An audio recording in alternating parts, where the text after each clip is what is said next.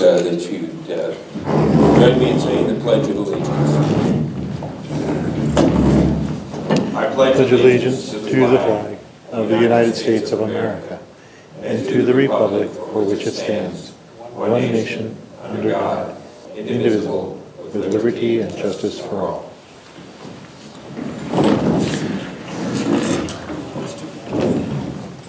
Ask that you call the roll, Misty, please. Carlene Kane. Here. Ray Echeby. Here. Bill Lukens. Here. Martin Meyer. Here. Bob Nelson. Here. Sam Powers.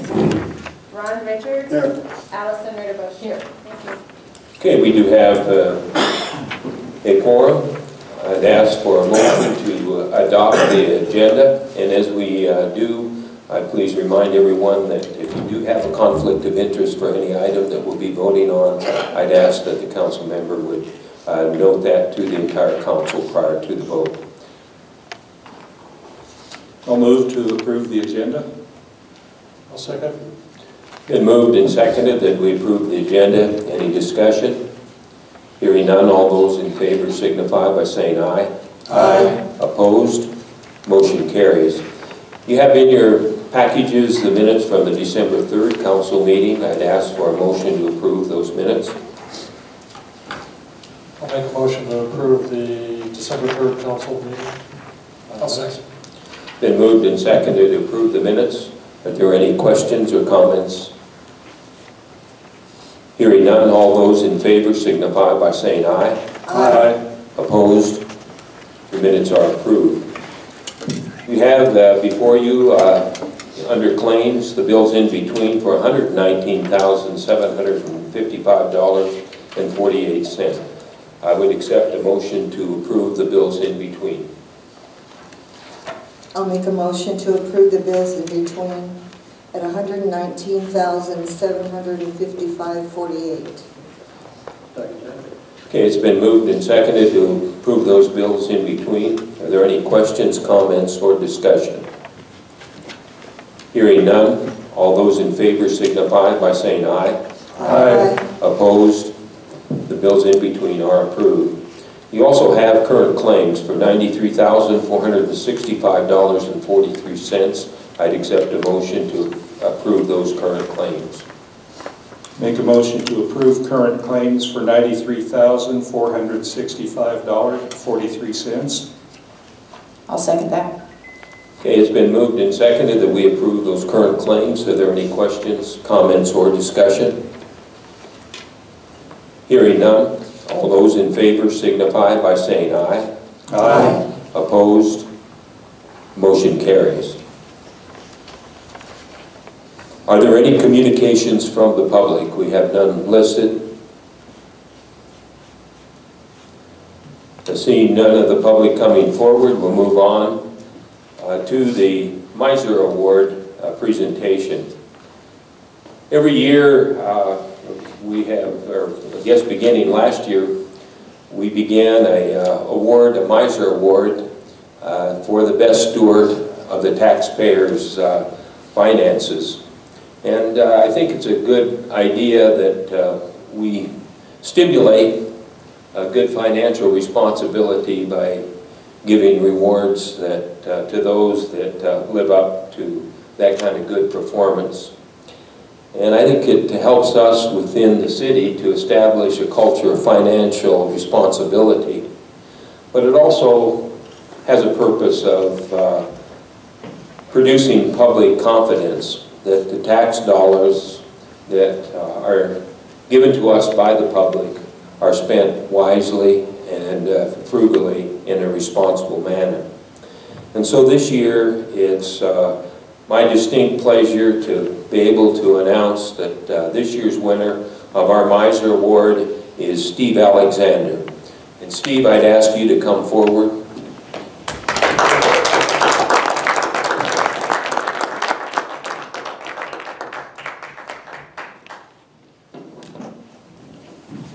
You'll join me center stage here.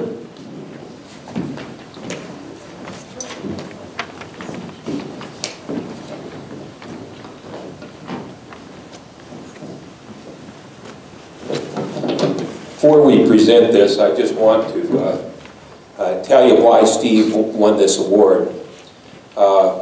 Steve, you've been valuable to us in many ways, and Misty jotted down a few things that you've dealt with. One of the things that really we appreciate is the fact that you negotiate a price on everything that we as a city purchase, and that's really goes that extra mile to ensure that we get the lowest price possible.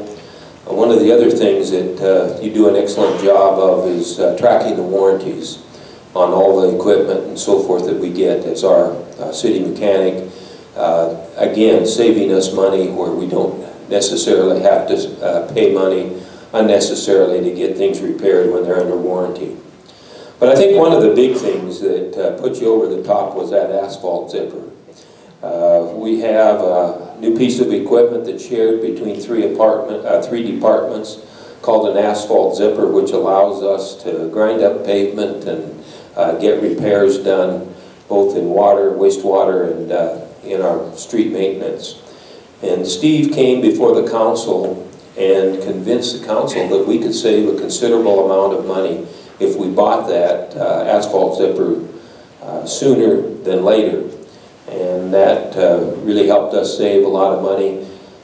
In addition, it saves us a considerable time in making repairs, and so we're very appreciative of that. And the other thing that we appreciate is that when we go out to look for vehicles, you do your shopping. And you're able to get new vehicles for the price of used vehicles, and that's really, really appreciated, Steve. And I take time to summarize all these things because it's that extra mile and that extra effort that's really appreciated. So without further ado, I'm getting tired of holding this. I want to make sure that you get that, and again, from the bottom of our hearts, we really appreciate the job you do for the city and the money that you help us save. Thank you.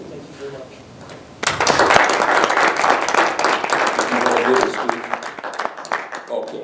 Just want to make sure.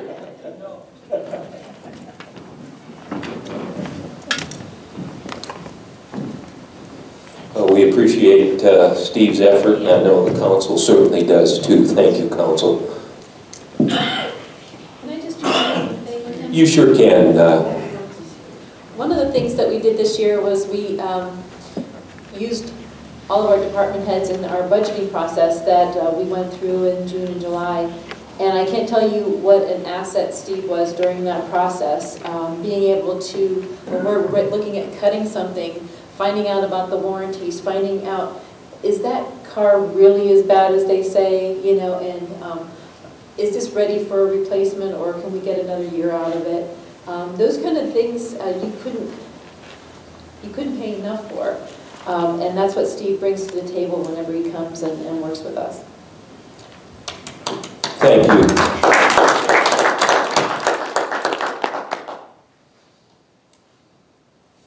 Well, we've got a couple minutes till the public hearing at 7:10.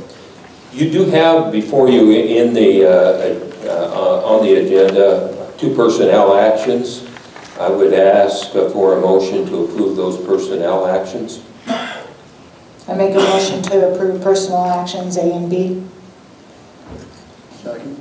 It's been moved and seconded that we approve the personnel actions. Are there any questions, comments, or discussion? I think Bob, Darcy Engel fills our final slot for the reserve police officers. Right. That I know you've been working so hard and lobbying so hard to get, so that's neat to see. And Brenda Cullen is our temporary library clerk. Are there any other comments? Hearing none, all those in favor of approving those personnel actions signify by saying aye. Aye. Opposed? Motion carries. And we're within a minute of starting the hearing.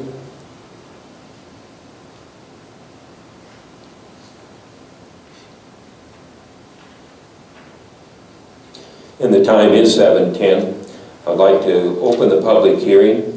We have Earth Goods LLC is applying for a new retail on-off sale wine and cider license to be used at their place of business, 738 Jennings Avenue. I would open the public hearing. Are there any comments from the public as to why this off-sale wine and cider license should or should not be granted? Is there anyone here from Earth Goods? Oh, Jack, yeah, okay, I see you back there in the tarp.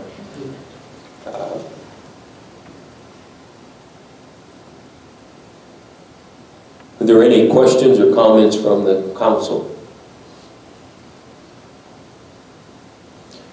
Okay, hearing none, I think Earth Goods has been an established business in our community. I see no reason why we shouldn't grant this off-sale wine and cider license. I would ask for a motion to approve that application at this time. I make a motion to approve the application for a new retail on-off sale wine and cider license to be used at Earth Goods at 738 Jennings Avenue. Second. It's been moved and seconded that we approve this new retail license. Are there any questions, comments, or discussion? Hearing none, all those in favor signify by saying aye. Aye. Opposed? Motion carries. Moving on in our agenda, committee reports, admin and finance. Bob? The next admin and finance committee will be, meeting will be January 7th. 2019, 1 o'clock, City Hall. Okay, thank you. Airport Advisory Committee, Bill? The next meeting will be Thursday, December 27th, 8 a.m. at the airport. Okay, thank you. Custer Fall River Regional Waste Management District, Ron? Next meeting will be at 10th of January 2019, 7 p.m. at the Mueller Civic Center. Okay, thank you. Downtown Historic Preservation Commission, Arlene? The next meeting will be Wednesday, January 2nd at 5 o'clock at the library. Okay, thank you. Evans Plunge Advisory Committee, Allison? Evans Plunge Advisory Committee met December 13th, 2018 with myself, Chris, Tom, Casey, Sandy, and Kathy in attendance. We have 2 resignations to our committee, so if anybody's interested in being part of the Evans Plunge Advisory Committee, please let Chris know. Kara Hagan came to do a presentation on the first ever U.S. Hot Springs Conference that was held in Colorado in November, and she went through some video slides and gave us information that she shared with everybody. That if anybody's interested, we can also give you those slides. And Mayor Cotty will be talking, I'm sure, in your mayor's report regarding Steve Beckley's visit, so I'll leave that to the mayor. And they have set the first 2 weeks of March for winter closure. All projects will be completed in-house without contractors, and this allows the Plunge to be flexible to the Fall River swim team, who will be having their state meet March 1st and 2nd and 3rd. And our next meeting is January 10th at noon at Evans Plunge. Okay, thank you, Allison. Parks, Recreation, Beautification, and Cultural Development. Marty? Parks Committee met on December 4th at 3 p.m. at the Mueller Civic Center. In attendance were Mayor Cotty, Kathy Wren, Barbara Walters, Bart Sieg, and myself. Old business, we discussed tree removal. There's a tree by Brookside Park on the Freedom Trail, an old cottonwood that is mostly dead, and it had been mentioned in the past to perhaps consider having a chainsaw artist do a project with that tree. There was a little confusion on who was actually following up to pursue finding a chainsaw artist, but somebody is now on the job. We got Jerry Culligan looking for potential chainsaw artist for that and other trees which need to come down. Also discussed picnic table placement for seasonal use at Brookside and Chautauqua. Bart confirmed that tables have been moved for seasonal use and that some tables will be taken to the shop and be refurbished in the off-season as well. Also discussed the easement that is necessary to access Umiker Park. Apparently the owner is willing to grant an easement, but has not yet disclosed how much of the cost he is willing to cover. So there will be continuing communication with the owner to establish what the exact cost is and what he is willing to pay. The tennis backboard, which is going to be constructed at the tennis court, there is already been paid for by the Rotary Club. We discussed plans with Bart and we'll be targeting early spring to begin construction of the tennis backboard. In new business, we discussed potential seating for the new stage at Centennial Park. The city crew had refurbished some benches which worked for one of the concerts at the end of the season. They were really nice. There was only about 4 of the benches there though. So they also have a mobile bleacher stand that is also slated for repair this winter. That may be a possibility to use that. And Bart also mentioned that there are more benches which may be refurbished as well and utilized for stage seating. We discussed the possibility of a volleyball pit at Butler Park. This had come up and had been recommended to the Parks Committee by several citizens in Hot Springs. According to Bart, there was a volleyball pit at one time, and I believe it was in Butler Park. It didn't get used and was therefore removed. So it was suggested that we get more feedback and perhaps conduct a survey to determine the interest level of having a volleyball pit at Butler Park or another location. Barbara Walters, I believe, is going to do some research for us on that. New business, Kathy Wren had mentioned that there was a lot of interest in the pickleball clinic, and there may be interest to do something as far as winter, either a pickleball league or another pickleball clinic, and the Mueller Civic Center is being considered as a location for doing that. It's possibly the only location that we can utilize to do that. Rajni Lehrman from Gaia Services and the Hot Springs Farmers Market visited the Parks Committee to discuss the proposal of a peace pole in Hot Springs. A peace pole is an art installation used in many communities around the world simply as an intention and a gesture of peace. Rajni said she's willing to pursue fundraising if necessary. Possible locations and designs were discussed, and more details will be considered before a possible recommendation. And the next Parks meeting is Tuesday, January 8th at the Mueller Civic Center at 3 p.m. Okay, thanks, Marty. Busy meeting. Appreciate all your work there. Planning and Zoning Commission, Allison? Our meeting's coming up Wednesday, December 19th at 7 o'clock at City Hall. Public Safety, Bill? Our next meeting will be this Wednesday, the 19th at 2 p.m. at City Hall. Okay, Public Works, Bob and Ray?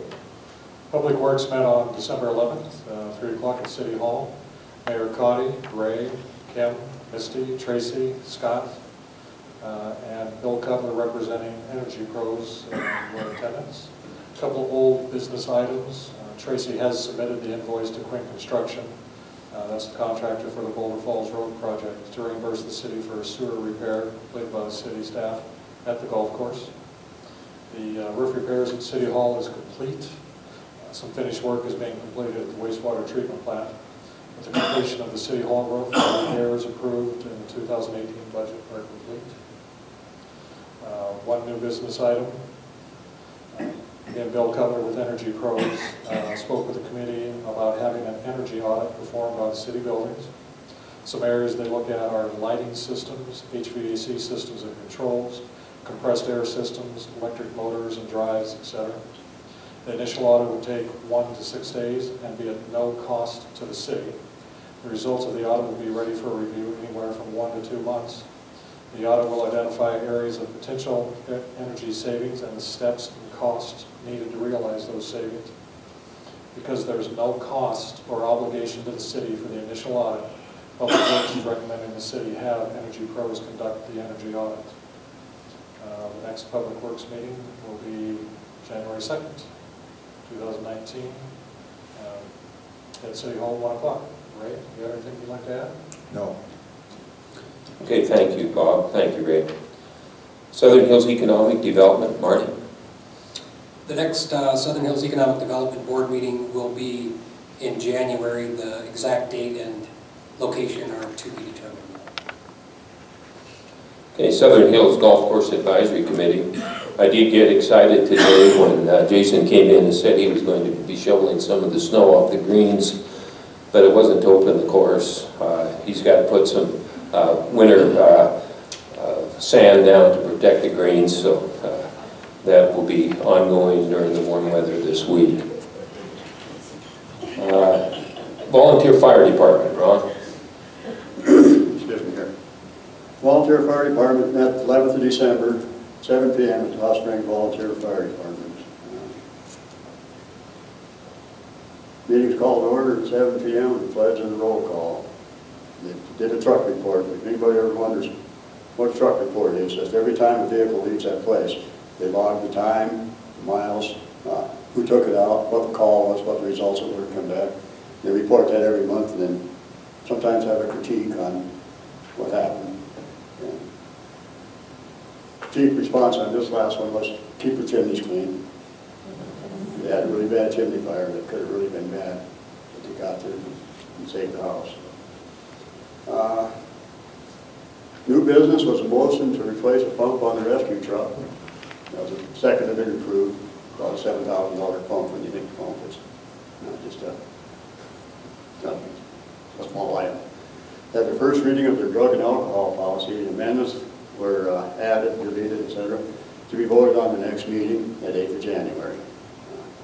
Motion to approve, seconded and approved. Motion to adjourn, how's that sound? Seconded and approved. Next meeting will be the 8th of January, 2019 at the fire department. Okay, thank you, Ron. Appreciate it. And Sam is not here tonight. We'll move on in our agenda to the resolutions. Item A, you have before you Resolution 2018-26, a contingency transfer resolution that we need to transfer $28,150. I think the fact that our contingency transfer number is so low indicates that our budget planning this past year was done well, and budget discipline was done well. But we do have several items. I just want to kind of go through them for the public to understand. We've got some email server fixes that need to be done as a result of the malware problems that we had in City Hall this past couple of weeks.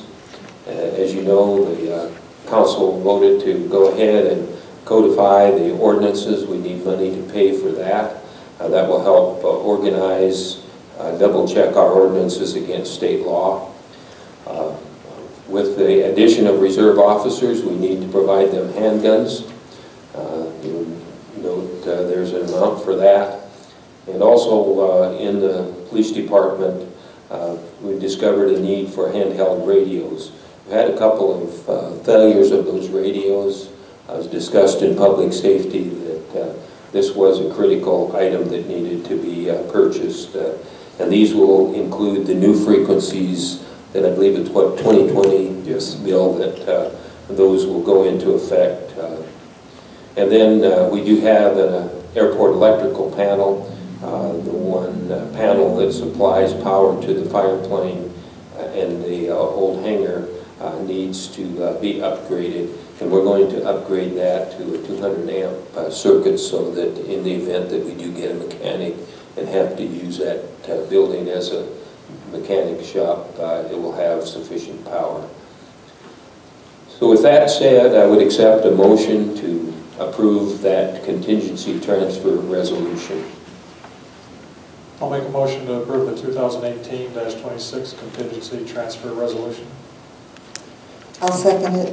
Okay, it's been moved and seconded that we approve the contingency transfer resolution. Are there any questions, comments, or discussion? Hearing none, all those in favor signify by saying aye. Aye. Opposed? Motion carried. And again, good job, council, good job, city staff for keeping us well within budget. We move on to an item of new business. The first item is to approve the hiring of a firm called ISG to do the preliminary design of suspension sidewalk. That's our infamous or famous cantilever sidewalk that we planned during the construction. And before we get into the motion, I just want to go through, I sent you all a package as what that proposal was. And I just want to, for the benefit of all the council and the public, to just look at a brief history of how we got to where we are. Back in May of 2017, I wrote a letter to DOT indicating that we wanted to have a cantilever design sidewalk in the new construction project that was being designed. And there were two reasons that we wanted that. First and foremost, for safety. As you know, Highway 385 is the truck route through Hot Springs. The lanes are narrow, it's curvy, and it's dangerous. And we wanted the wider traffic lanes that would be provided by having a cantilever sidewalk overhanging the flood wall.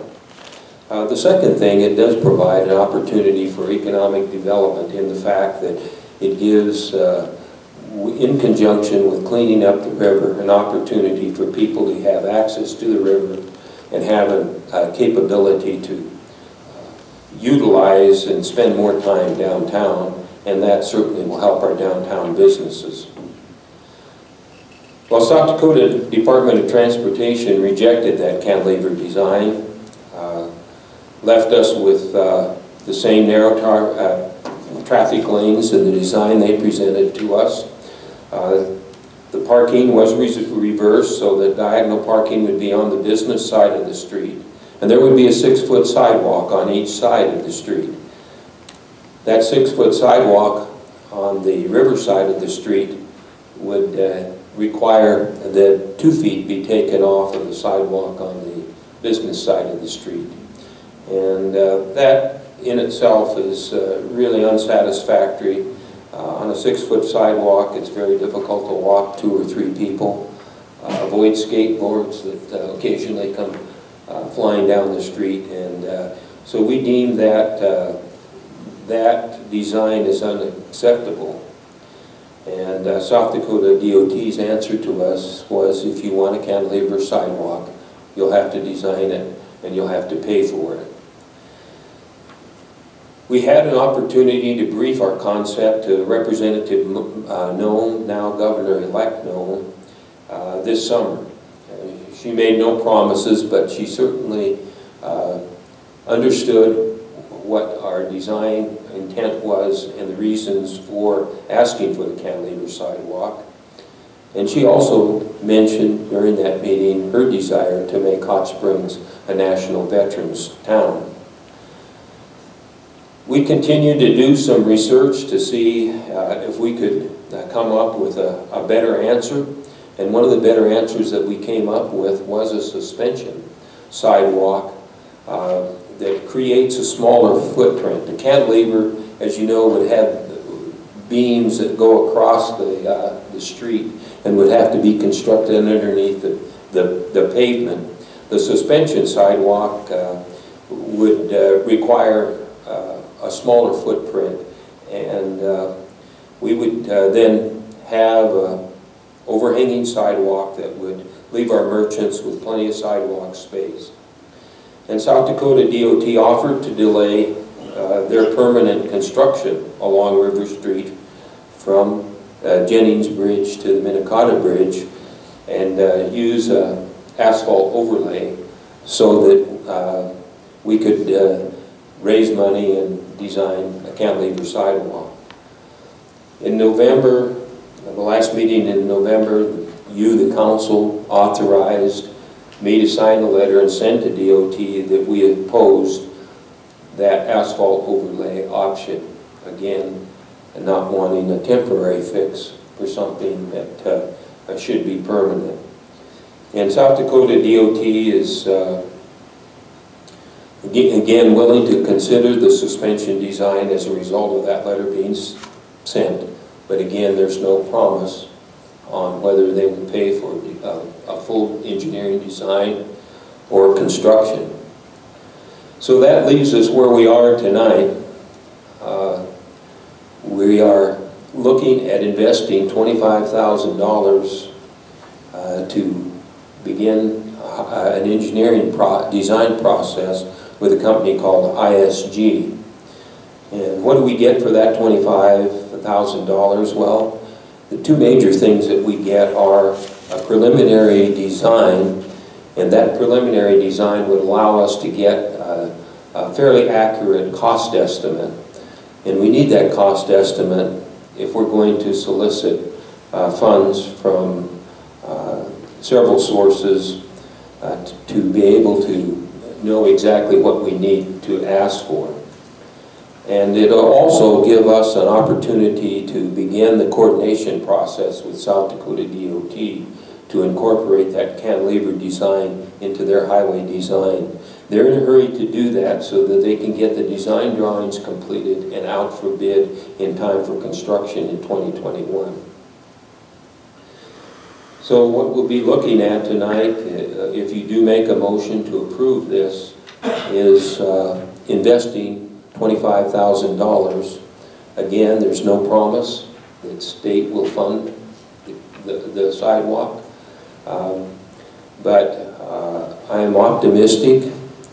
The city of Deadwood received $4 million to construct a park in the center of town. This is not for safety reasons, but for entertainment reasons. Hill City received recently a federal highway grant for $500,000 to fix their highway, or to fix their sidewalk along Main Street. And that sidewalk was left that way as a result of the DOT redoing of Hill City's Main Street. So I think we're ahead of the game in that we want to get this fixed early on, and hopefully we can have some preliminary numbers by next month and begin addressing the funding issue. And again, the reasons that we're doing this are for safety and economic development. Obviously, it is somewhat of a gamble, but I think as one of the councilmen said today, we can look at it as an investment. If you look at what something like Main Street Square has done for Rapid City in the area of improving and bringing an interest to their downtown area and the sales tax revenue that comes from their Main Street Square has been a remarkable turnaround. I also would call you to look at the Greenville, South Carolina TripAdvisor page. They have a similar type design suspension bridge that goes over their Reedy River in an area called Falls Park. One of the comments that I jumped out at me was how people enjoyed going down, getting their feet in the river, and spending time. It was the #1 thing to do in Greenville, South Carolina. So I say that to just give you some background. You all have a copy of the proposal that ISG has submitted to us, and I would ask that if there is some interest in pursuing that we have a possible motion to approve the hiring of this company to do a preliminary design for us.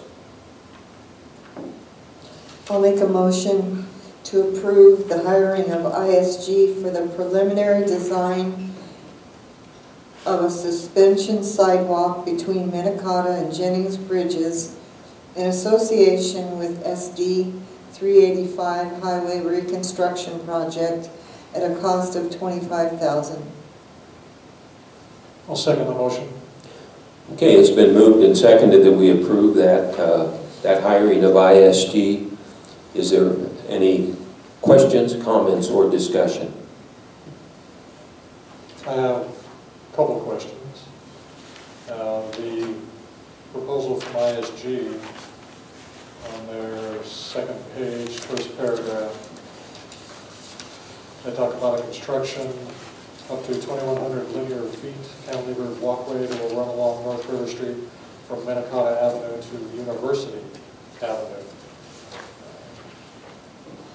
And we're talking about Minnetonka to Jennings, is that correct? Yes, we're talking about Minnetonka to Jennings, and that dimension, 2,100 feet, is the dimension from Minnetonka to Jennings.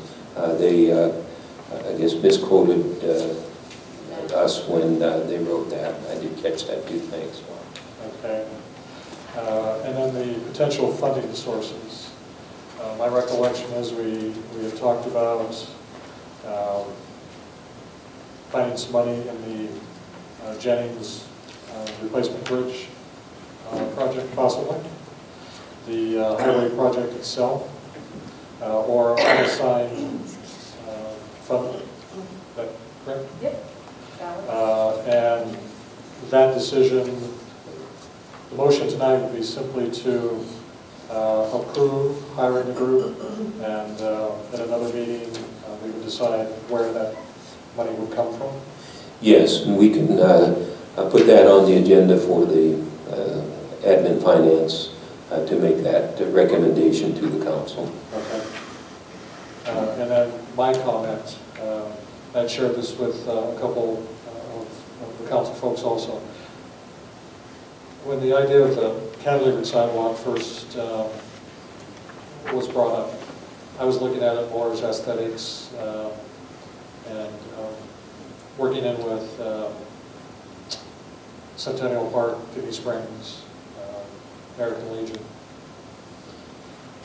But as it became clear what the state needed to do, if they didn't allow us to have a cantilevered sidewalk, safety jumped right to the top of the list. And as the mayor had explained, the sidewalk along the business side is a beautiful wide sidewalk.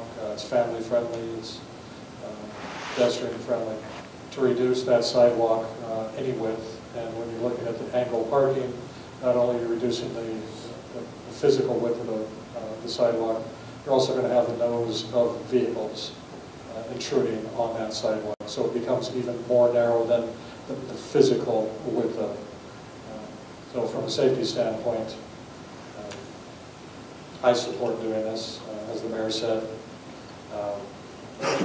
It's something we need to do to invest. It may work for us, it may not, but if it does work for us, I think it will work for us to just a great degree, and I think it would be a beautiful thing for the city if we could pull it off.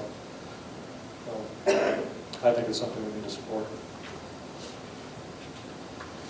Are there any other questions or comments? I have a question regarding, I'm assuming because we are looking at 25,000, the phase 1 and phase 2 compensation is 30, and we have phase 1, drawn out. Is that the 5,000 difference there is between or how did we get from what they're saying 30 to the 25 that we're approving? Yes, what happened, Allison, originally they came with a two-phase proposal. And I looked at that phase 1, and really we've gone through that, through our discussions, and felt that that was an unnecessary expense. The phase 1 you're talking about? Yeah. Okay. Just getting together and doing the pre-planning. We know what we want. It's pretty straightforward, and so that's why they were willing to cut back and just do the design concept. So the conversations already happened with them that we don't want phase 1, and they Right. made the adjustment to the cost of to 25. Yes, they sent a secondary proposal that quotes us to $25,000, but that was after I sent that out. Mayor, if I may, Sure. one of the things I appreciate about the discussion time is that it helps us as a council and the public get a common understanding of why we actually come to say yay or nay. And we've talked about the safety issue of why this is important, and so I'd like, if I may, take, hopefully not too long and get run off the mouth too much, but a little more specifically about why, my opinion, this is a safety issue, and little specifically. One of the safety processes I bought and used when I actually worked for a living is, there's a company that, I can't mention them, but they say that when we have accidents, it's because we've committed one or more of 4 critical errors. And they take you through a process, and what it brings you to realize is about 98% of the time when you get hurt or almost get hurt, you did it to yourself. It's an unsafe act. And it's because you either didn't have your eyes on your path, you weren't watching where you were going, or you didn't have your mind on where you were going, or you stepped into the line of fire, or you lost your balance, traction, or grip. And you think about it. Think about the last dozen or times you got a bobo. You either weren't watching what you were doing, you weren't thinking about what you're doing, you stepped in front of something, or you slipped, tripped, or fell. So, ever since I've been on the council, and this discussion has been going on, I've been watching North River Street, and especially during the tourist season. And oh my gosh, I love our tourists because they get to enjoy our beautiful city. They get to spend money, and we get the sales tax revenue. I've never paid so much attention to sales tax revenue in my life. But what I see is people jump out of their cars on the riverside, and they pull out their phones, and they're looking at City Hall or one of the others, and they're not watching the gravel trucks, but they are watching City Hall or one of the other sandstone buildings. The little kids may be looking at the ice cream parlor. They're not really paying attention to the sandstone trucks. And so to drop off a couple of feet of travel lane to a minimum, you are eliminating what could be a very critical piece of buffer. So yes, if we get this, it will enhance the aesthetics. But we may be saving a little kid's life, and it's not because some parent was not watching their kid. They're fast. It's an exciting time. They've probably been in the car a long time. We need to do everything we can to maintain that widest roadway, the widest safety buffer that we can, to maintain the most pleasant, the most safe experience in Hot Springs that we possibly can. So it's not just a general safety issue, it's a very specific safety issue that can be addressed by having a place for pedestrians to actually be, as opposed to them having to pay ultra attention to sharing real estate with a gravel truck. So it is a specific safety issue. It's not just, trust me, I spent 40 years working as a safety professional, and sometimes it's easy and convenient to slap a safety sticker on it and say, hey, we can get that passed. Well, yeah, sometimes that's convenient. I do not believe this is one of those situations. This is a legitimate safety concern that I believe the concept that we are discussing here will have a positive impact on. So thank you for listening. Thank you, Bill. Appreciate it. And just to call your attention to the council, you do have sketches that Kim provided. The proposed city section with the design and the suspension sidewalk and the standard DOT section.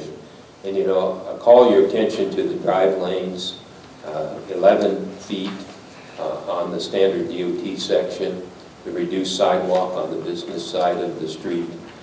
And if you look at the proposed city section, the drive lanes, we gain an extra 2 feet, 12 feet in those areas. And the parallel parking then would be on the riverside with the suspension sidewalk.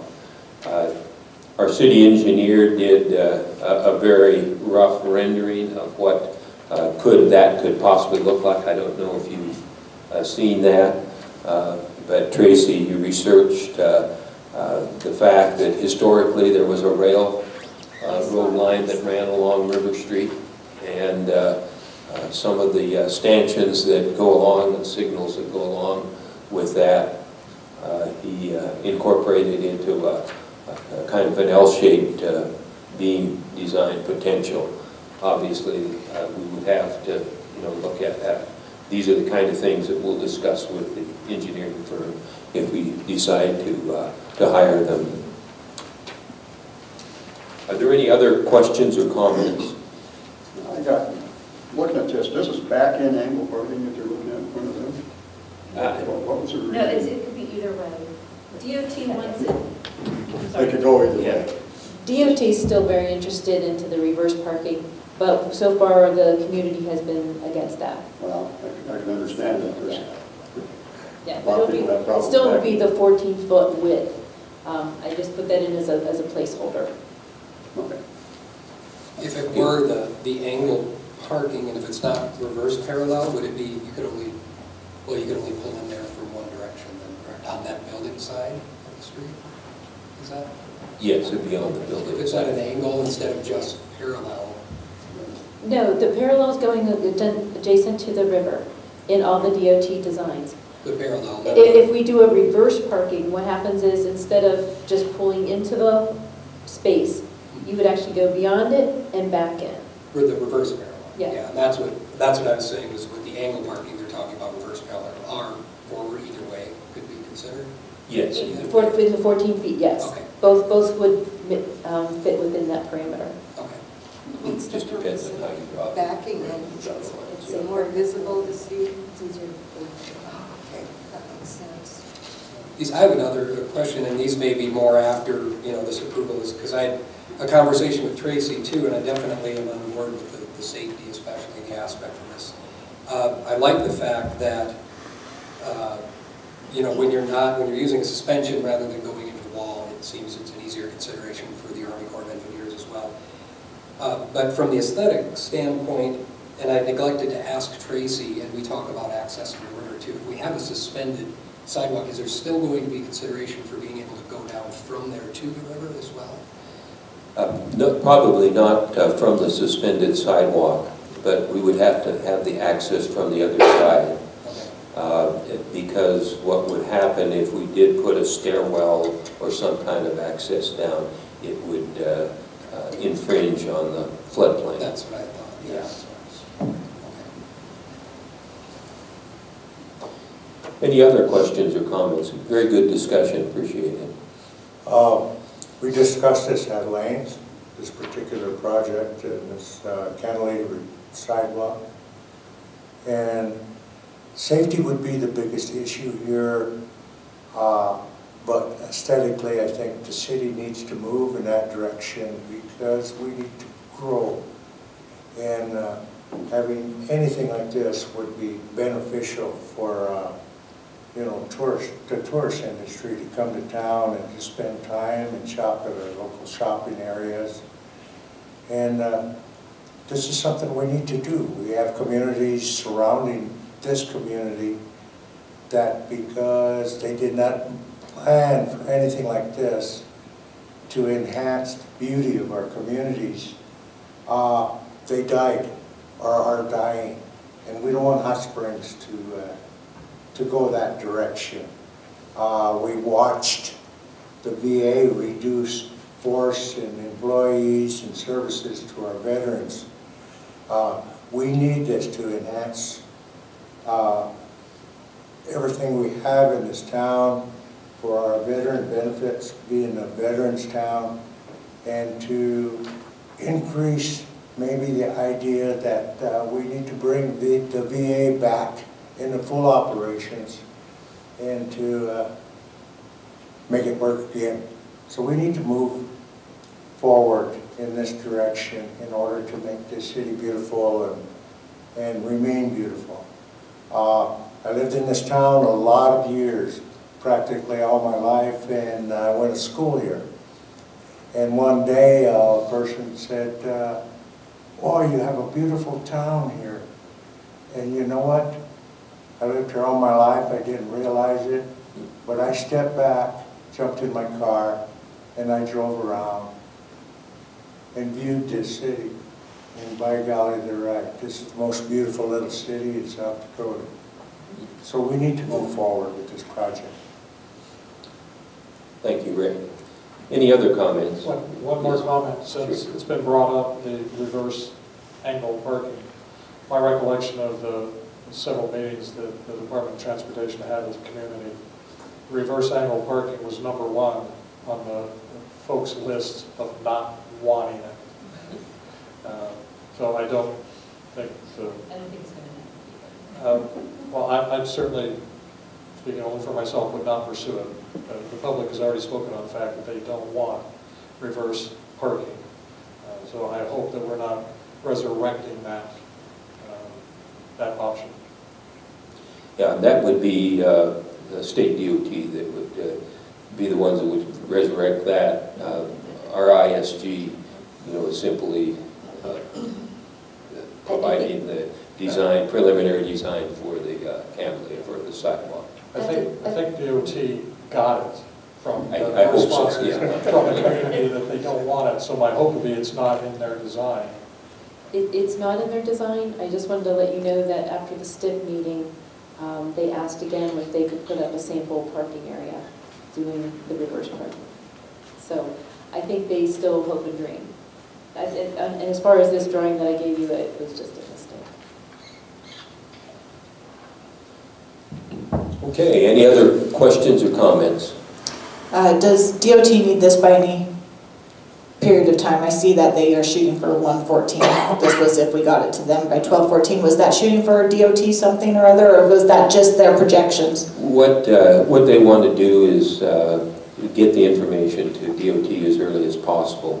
And we did get an email last Friday that they would like to meet with us the first week of January, ISG, to get the design parameters ironed out so that they can get started and get some information and interchange going between them and South Dakota DOT by mid-January. Because there's such an interface, they need to know the design parameters that DOT is working under, and they also need to provide DOT with what they're thinking so they can make their necessary adjustments.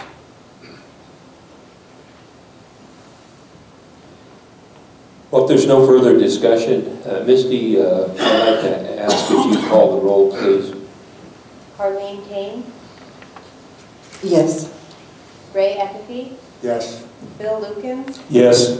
Martin Meyer, Yes. Bob Nelson, Yes. Ron Richards, Yes. Allison Ritterbusch. Yes. Thank you. Okay, thank you very much, Council, and again, thank you for the good discussion. Moving on, we do have a possible motion and discussion to authorize the finance officer to transfer the 2018 subsidies budgeted from the additional sales tax, and those go to the golf course and Evans Plunge.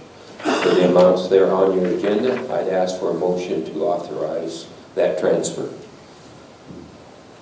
I'll make a motion to authorize the finance officer to transfer 2018 subsidies budgeted from the 212 additional sales tax to 620 Golf Course for $68,000 and 621 Evans Plunge for $45,000.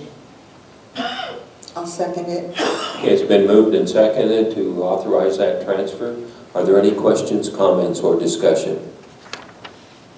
Hearing none, all those in favor signify by saying aye. Aye. Opposed? Motion carries.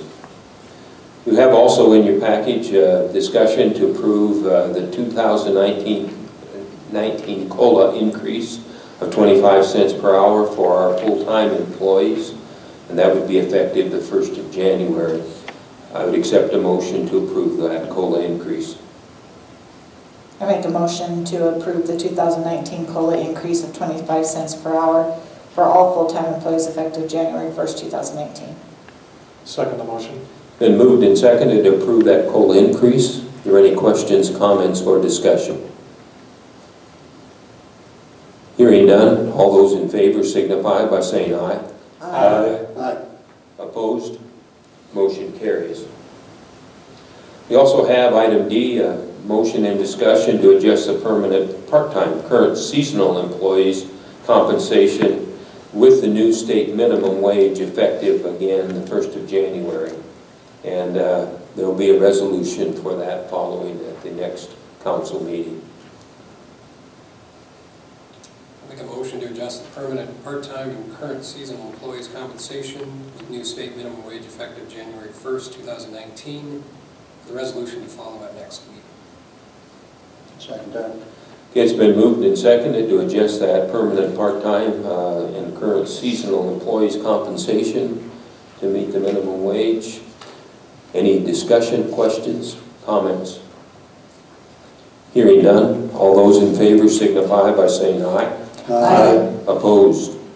Motion carries. Also have item D, motion and discussion to approve 2019 contingency funds, and this would pay for a 24/7 email spam filter. There's a one-time cost for installing that and then a monthly fee. And again, this is one of the discoveries during our recent malware crisis within City Hall. So our IT felt that having a better email spam filter would help eliminate some of that threat. I'll make a motion to approve the use of 2019 contingency funds to pay for a 24/7 email spam filter online at a cost of $150 one-time setup fee and $95 monthly. I'll second. Okay, it's been moved and seconded that we approve the use of 2019 contingency funds for that email spam filter. Are there any questions, comments, or discussion? Hearing none, all those in favor signify by saying aye. Aye. Opposed? Motion carries. We have before you also a motion and discussion to change the rate of billing per square foot for new ground lease transfers and renewals at our airport, raising it from 10 cents per square foot to 12 cents per square foot. That is still competitive with other airports in the region. I'll make a motion to change the rate of billing per square foot for new ground leases, transfers, and renewals at the airport to 12 cents per square foot per year. I'll second. Been moved and seconded to change that billing rate per square foot. Are there any questions, comments, or discussion? Hearing none, all those in favor signify by saying aye. Aye. Opposed? Motion carries. And Misty, please note that it's 12 cents per square foot, not 0.12 cents, because that, when we publish that, we'll want to make sure that that gets published that way. We have a possible motion and discussion to approve a temporary alcoholic beverage application from CS Incorporated, Winter Circle, to be used for the Jordan Tierney fundraiser here the 5th of January at the Mueller Civic Center. I'd accept a motion to approve that temporary alcoholic beverage license. We'll make a possible motion discussion to approve a temporary alcoholic beverage license application from CS Incorporated doing business as Winter Circle to be used for the Jordan Tierney fundraiser on 1/5/19 at the Mueller Civic Center. Second. Okay, it's been moved and seconded that we approve that temporary alcohol beverage license. Are there any questions, comments, or discussion? Hearing none, all those in favor signify by saying aye. Aye. Opposed? Motion carries. I also have before you a possible motion in discussion to set a public hearing on the 7th of January, and that should be 2019 at 7:10 p.m. to consider applications to transfer the existing retail sell liquor on-off malt beverage license and South Dakota Farm licenses from Wind Shadow Enterprises, doing business as a Hot Springs Vault, to Lawn Care Services, LLC, also doing business as the Vault. And that would be at their location at 329 North River Street. Make a motion to set a public hearing on January 7th, 2018 at 7:10 p.m. to consider the applications to transfer the existing retail on-sale liquor and retail on-off-sale malt beverage and South Dakota Farm wine licenses from Wind Shadow Enterprises, LLC, doing business as Hot Springs Vault, to G2 Lawn Care Services, LLC, doing business as the Vault, to be used at 329 North River Street. Second. It's been moved and seconded that we set that public hearing for 7:10 on the 7th of January 2019. Are there any questions, comments, or discussion? Hearing none, all those in favor signify by saying aye. Aye. Opposed? Motion carries. You also have in your packages a travel request from one of our police officers, Jennifer Winscott, to attend a class on investigative interviewing and interrogation.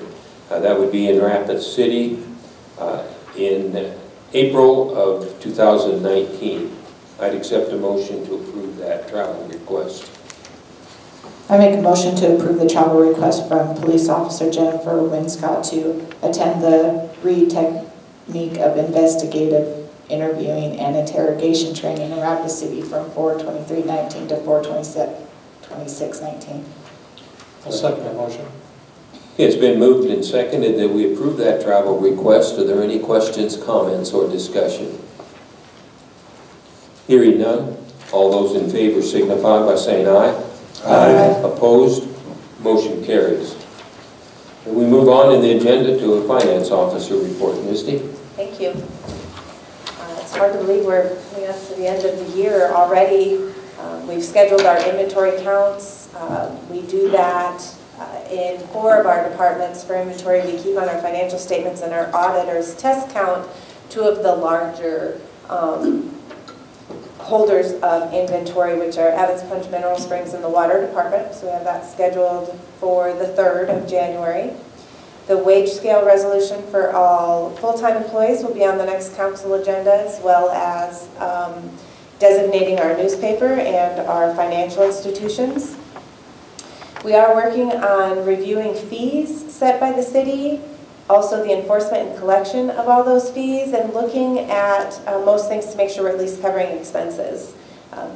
Similar things would be publications that are required, or easements or deeds that need prepared. So we are going to look at a number of the permits, licenses, and fees set by the city, and hopefully work in 2019 to at least cover our expenses with some of those. I am working on our unclaimed property for the end of the year, making sure everyone who has money coming to them from the city has cashed those checks, and if not, I give them friendly calls before I have to escheat that to the state. I did, at the recent Black Hills Area Finance Officers Association meeting I attended, I learned of a new company that does salary surveys called the Weston Group in Sioux Falls. I had about a 15-minute conversation with a gal from there today, and she's going to be working on a cost summary for us. They did a salary survey for Hill City and were significantly less expensive than the ones that we looked at earlier. So we're going to compare what kind of services they provide to those for the Condrey and Associates estimate we got earlier in the year. So more to come on that.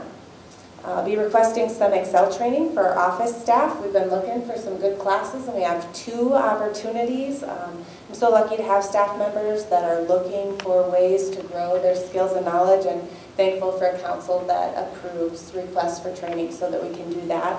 So you'll see something coming up in one of the next couple agendas where I'm requesting some Excel training for the office staff who can make it. I have my arm twisted to join policy committees with the Municipal League and looking at either the General Government Policy Committee or the Revenue and Finance Policy Committee. It does require 2 meetings per year, one that you attend. One can be by teleconference, but the other is at the annual conference in October, so it's August and October where they meet. So that might require a little additional training, but as my knowledge and skills grow, I think it's important that we expand, continue to expand on those, and then hopefully help create a voice that lets our legislators know what's important to us locally. And the only way we can do that is being involved in those committees. So it was a little hesitantly that I agreed to it, but there are 4 different committees, and either one of those would be very interesting to me, and I think could benefit our city to have a voice at that level. That's all I've got. Last meeting of the year. Thank you all for what you did this year, and Merry Christmas and Happy New Year. Thanks, Misty. Kim? Well, I think, again, a lot of our summaries of our different committees talked a lot about what we've been working on together. I'm very excited about your enthusiasm and interest in following through with this suspended sidewalk. It's been fun to see how, as roadblocks were being thrown in front of us over and over again, our design team just internally was able to go, well, instead of a cantilever and having a bar, let's look above the ground and let's go over that wall and let's not touch that wall, and how can we do this? And seeing those designs now starting to get polish on them, and your vote of confidence then to be able to take this through and see where we can take it. My biggest hope and dream would be that we would be able to get some designs that we can then start showing people, because once you're able to visualize what we're talking about, and once you're able to see what this will do for pedestrians in our downtown and for our downtown as a whole, I think the excitement's going to build, and I think you're going to find people very interested in this, not only locally but nationwide. And I hope you're all ready for a lot of people being excited about this. For regular news, Evans Plunge, we're going to be retooling the aquatics director position. We've gone round and round with this internally, trying to figure out what piece is missing to be able to fill Bowden's old position and still move us forward.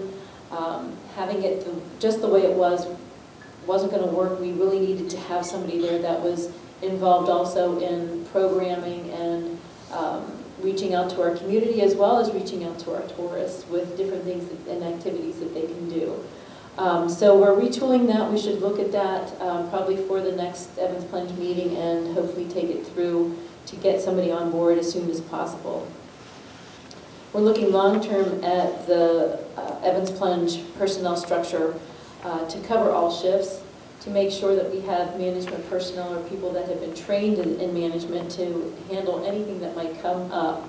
Right now, on any given day that Chris Hansen has off, she gets called in for emergencies. She's literally there just about every day. Because there aren't people there that have that management responsibility that they can go to on shift.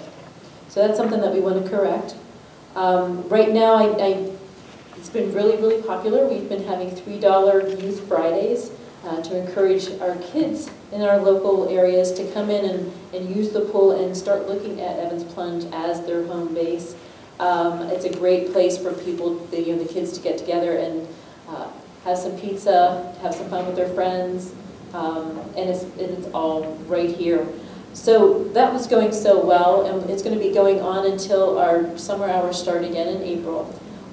We thought that, well, if that was going well, let's expand that. So start looking for signs starting January 1 that we're going to be having $3 Senior Thursdays. So people who haven't had the opportunity to come in and enjoy the Evans Plunge because of limited funds and stuff like that will actually be able to come down and join us for just $3. That includes our tax. So we're hoping that that gets to be as popular as the Kids Youth Fridays. Wanted to share one other thing with you, and I normally don't have these long ones, but this report that I just got today from our building inspector, our development coordinator, Scott Sogi, he took my old building permit spreadsheet and he expanded it to give more information. And one of the things that he did was he broke out specifically the building permit fee versus the cost of construction. So as we're ending up the year, I just wanted to give you, in next meeting you will have a year-end report from Scott, but just to give you, starting to think about this thing that Misty and I talk about, that we need to be responsible with the taxpayers' money and to make sure that we're, in a business sense, competing well. So for this year, we still have one more week left. We have totaled $6,255,000, and we'll do that. $6,255,000 in construction costs, and took in only $12,007 in fees. That's a 0.19%. It's not even 0.2%. Now, if you're in a partnership with anybody to build something, normally they look at 10% as a nice way to get money. We're not going to get that. 6% is usually fairly common. 4% is you taking a portion of that that's considered very fair. And even when we've sat down and talked with our different developers that have been coming in interested in working with us on the workforce housing, they said, if you take your profit down to 4%, that's something that we could actually work with. At 4%, we'd be bringing in, instead of that $12,000, we'd be bringing in about $250,000. So that's one of those things that we're going to be talking about. I think this illustrates it in a great way. If you want a copy of this, we can email it to you. You can look at it all you want. But like I said, at the end of the year, probably at the next meeting, Scott will have his year-end summary, and it's breaking it down into all different factions so that you can really get a sense and you can see the highs and lows of what happened throughout this year. So I've been really pleased with the amount of work he got done this year. He's had some challenges, but I couldn't be happier. But this definitely gives us a clear view of what we need to do in the future. Thank you, Kim, very much for that. And I'd like to kind of piggyback on that. Just the $6.26 million worth of new construction indicates that things are moving forward in our community. Looking back on the year so far, 2.8 million of that has been residential construction, which is a significant amount.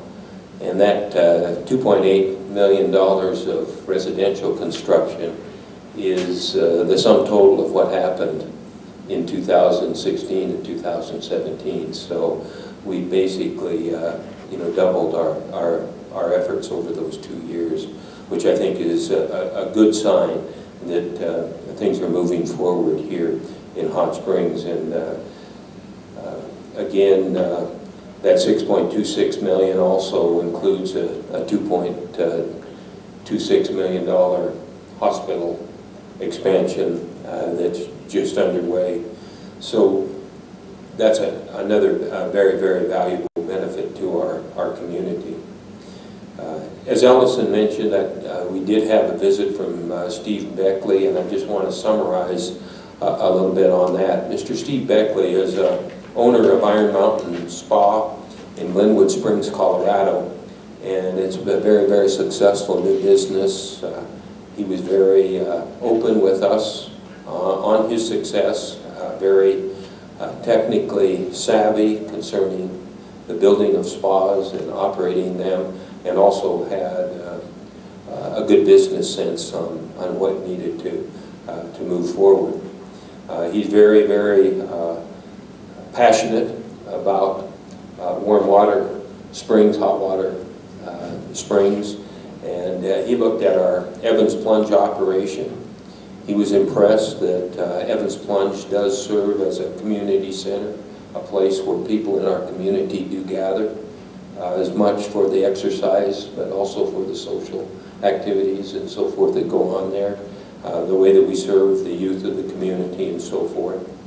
He also noted the historical factor, the fact that it's been a mainstay in our community for so long. He was very impressed with the quality and the quantity of our spring water. And certainly Evans Plunge is a tourism draw, but it's more of a tourism draw to those people who come to South Dakota to visit, as opposed to people coming here directly from some other location to come to Evans Plunge, just to come to Evans Plunge, as opposed to coming to Mount Rushmore while you're here, finding something else to do. And he was very impressed. He thought the facility was well run. The improvements that we've made over the years, he noticed and commented very favorably about. And again, that's real kudos to Chris and Tom, who have seen the need to make those repairs and have been aggressive in doing that. But he also said, as a suggestion, it would be unwise to expand the model that we're using at Evans Plunge to increase business. For example, he goes to many of the water park conventions, new equipment such as new slides, wave pools, and so forth, cost well over $1 million. And that kind of investment would not increase our visitation at Evans Plunge to be able to pay for itself. So he suggested that we look at a spa potential ability, that we have sufficient water of sufficient temperature and use of thermodynamics to heat that water to a comfortable spa temperature, somewhere in the neighborhood of between 90 and 110 degrees. Also, that would give us an opportunity to use that water to heat the sidewalks, so that you would have year-round pools that you could spend time soaking in our healing waters. He mentioned how health and wellness is really an underutilized, or the hot water industry, the spa industry is underutilized in America today. In Europe, nearly every hot water source is developed into some kind of a healing health spa. In America, about 1% are, and he also tied the fact that one of the most Googled terms are health and wellness, following right behind wealth. And so people are looking for that experience, to be able to experience healing waters. And so what he would suggest as a follow-on for hot springs would be a private-public partnership where we would add about 16 outdoor small soaking pools that would be able to accommodate about 4 to 6 people. Some of those would have handicap access, and those would be on the north side of the plunge, overlooking the Fall River and the scenic bank on the other side of the river, and provide heated walkways. Would require adding on to the Evans Plunge building a check-in facility that has a high-end locker room, a big souvenir shop, and ideally would have a couple additional stories above it that would house about 40 to 50 hotel rooms. And those would be hotel rooms that people would be able to exclusively use those spa pools. Many people like to go out at night, look at the stars, and sit in the healing waters. We've got an ideal situation here with Evans Plunge because the Plunge could serve as a baby center. While mom and dad might want to go sip a glass of wine and sit in the spa while the kids are sliding down slides and going across the rings. That is a kind of vision that he would envision as an ideal solution for Hot Springs. Obviously, something like that would cost in the neighborhood of $3 to $5 million, and we as a city don't have that money budgeted, do we? Or set aside, Misty? Okay, I just wanted to double check. It would involve a private-public partnership that would have to be made, and it would have to be done very ironclad. And obviously, we're a long ways away from that. But I just wanted to share the kind of vision that could possibly happen. And a lot of things would have to come in place. The city would have to find investors that would be willing to do that. We, along with Kara Hagen's Moccasin Springs development, and if we did something like this, would really give us a niche where Hot Springs would become a destination, where people would come here specifically to Hot Springs for the health, spa, healing type venue. And one of the things that Mr. Beckley pointed out was Glenwood Springs is, as a normal, no traffic following I-70, about 3.5 hours from the Denver metropolitan area. But when there's traffic, it's about 5.5 hours away. And he pointed out that he drove up from Colorado, Denver area to Hot Springs in about 5.5 hours. So we would expand our ability, or give our ability to market to the Front Range and draw people that want that experience, not only from around our local area, but also from the Front Range.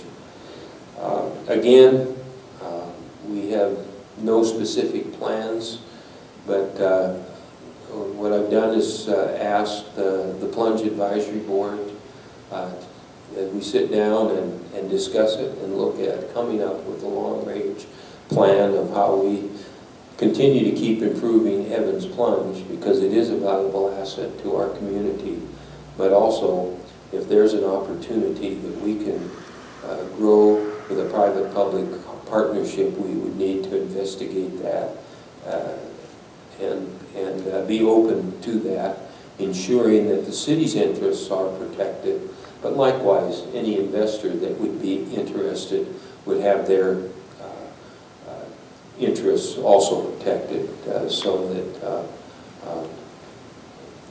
we could really make that into a nice opportunity.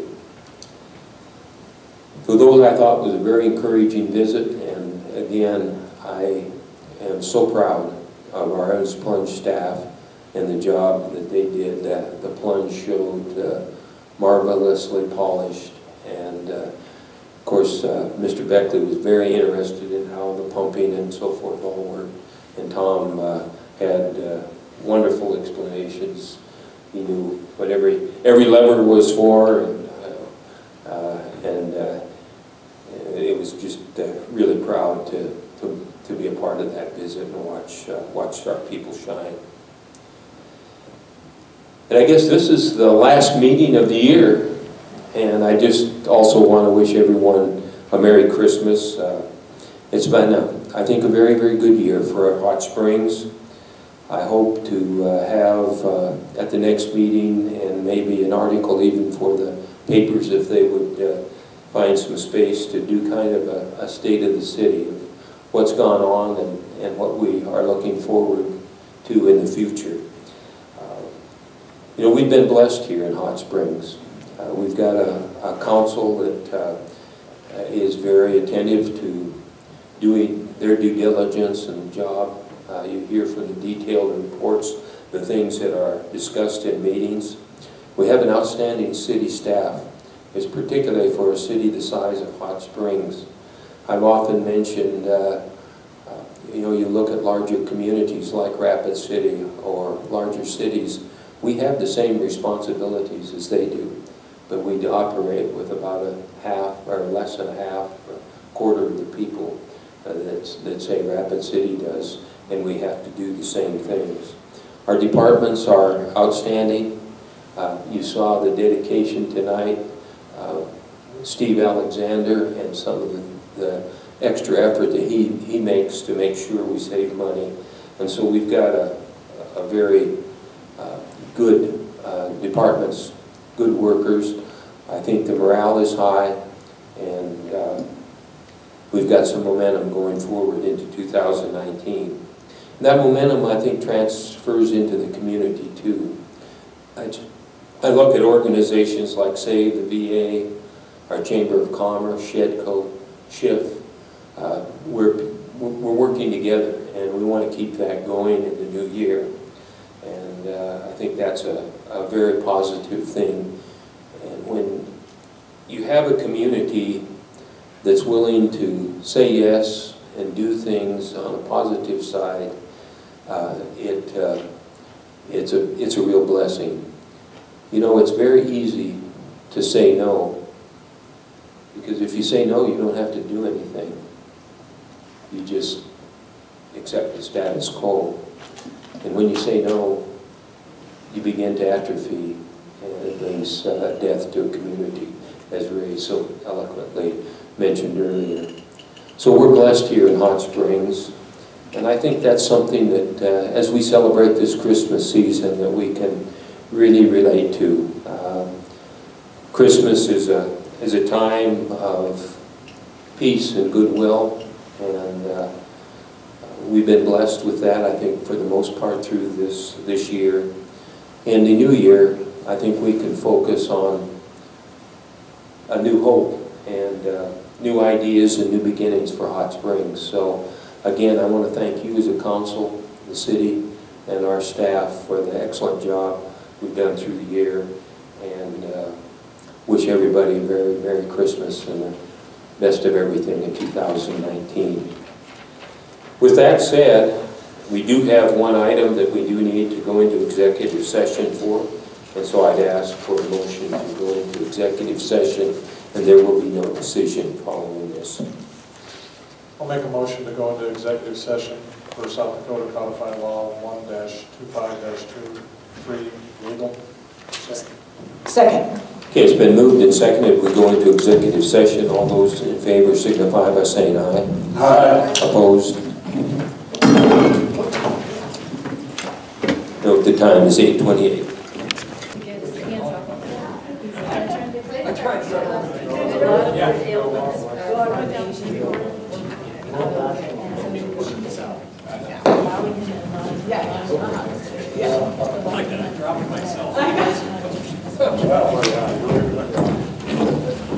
We'll reconvene at 8:39. I'd accept a motion to adjourn.